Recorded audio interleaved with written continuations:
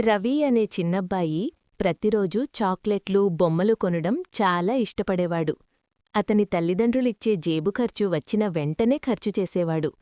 ఒకరోజు రవి తాతయ్య అతనికొక చిన్న గాజు సీసా ఇచ్చి, ప్రతిరోజూ ఒక నాణెం ఈ సీసాలో వెయ్యి.